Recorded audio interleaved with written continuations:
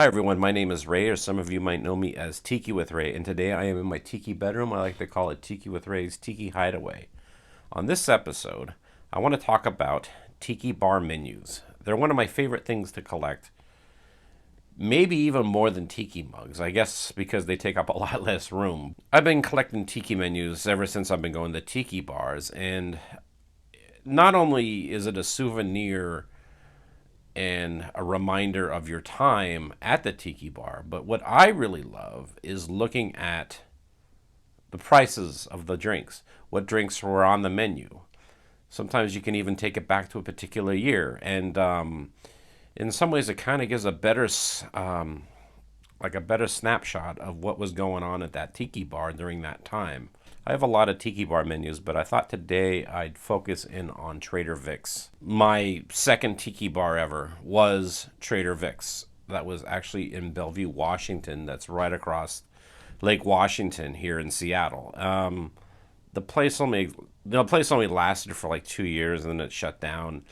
And when I was going there, I was really just starting to get into tiki. So I never bought anything from there. I never bought any mugs. I never got any menus or anything like that.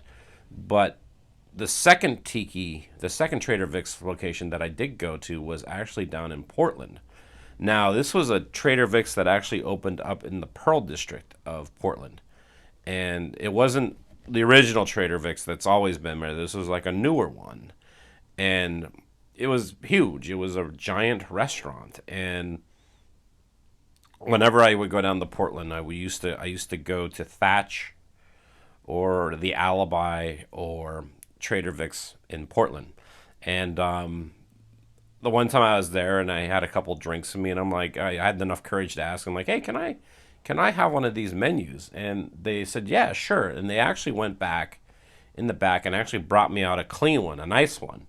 And so this was the menu, and it's just a one pager, but it's made out of like a really nice material.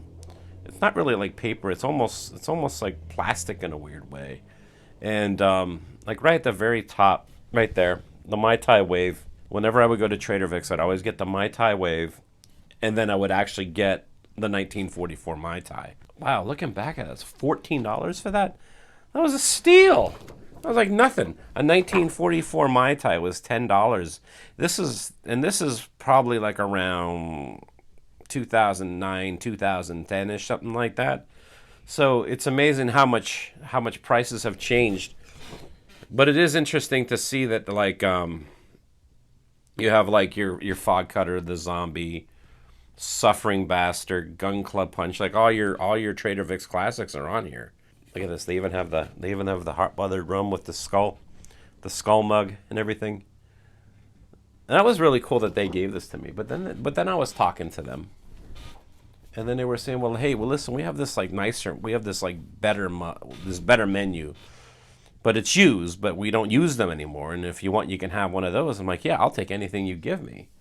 So then, in the same trip, they actually gave me this menu, and check this out. There's your picture, but then it actually opens up to this. It's essentially the same menu as the other one, but it's just in a nicer package. Look at this on the back. Were those merry souls who make drinking a pleasure, who achieve contentness long before capacity, and who, whenever they drink, prove able to carry it, enjoy it, and remain gentlemen. I guess that would be me. If you look at it, you can actually see that there's some stains and stuff like that. But I'm just like really happy to get this menu. So I actually had this framed for a long time. Speaking of framed menus, my friends Christina and Tom for Christmas one year gave me this menu, and this is actually an old menu from. If you look down here, it says the Cosmopolitan in Denver, and if you open it up, there's actually someone signed it. They said, "It's been wonderful having you with us," and it was June 4th, 1962. So this menu is obviously from the early 60s, potentially from the late 50s. And it's made on a really fine material, like a paper. It's not like cardboard, but it's textured. Beautiful. I mean, there's like a whole story on the back. Let me see how much a Mai Tai would have been. See, here's the interesting thing. Like right at the very beginning, like the Mai Tai isn't even there. They start off with daiquiris. How much is a Mai Tai in this thing right now? Right, check that out. Oh, these are the strong drinks. Navy Grog, $1.75. Barbados Punch, $1. Tonga Punch, $1.35. Where's the Mai Tai at? It's crazy. Like, you would think that the Mai Tai would be... Okay, well, it's right in the middle. $1.55. Could you imagine if Tiki drinks were this cheap? I think we'd all seriously have problems. But I love the fact that like they drew like a little design for the drinks, and that's really really cool. And I love the artwork that's on the cover. And they actually, obviously, you can tell that they kept this going from here to here, and not only in America, but actually I had some friends, my friends Zach and Coco. They went over to Germany, and they brought me back some presents. So this is actually a menu. And then at first blush, you'd be like, okay, well, it's like the same thing. But this one is actually laminated, and it's in German. So how much would a Mai Tai, like, it's the same menu. It's funny, actually, it's pretty much laid out the same way as the menu from the 60s. Mai Tai is $11.80, whatever that would be over in Germany. But I think it is pretty kind of cool that they maintained the artwork and they kept it. I think tradition's very very important. Not only, but this was the drink menu though. They also brought back another menu, and check this out. There's the food menu. I'd never seen this design before. I've always seen the other one. But here's the food menu. And it looks like this is in English. Yeah, it's definitely in English. And I'm wondering if you go there, if you can actually get like a different menu if you're from America, or if you can speak German. I don't know, but yeah, this is definitely all in. This is in English, the whole thing.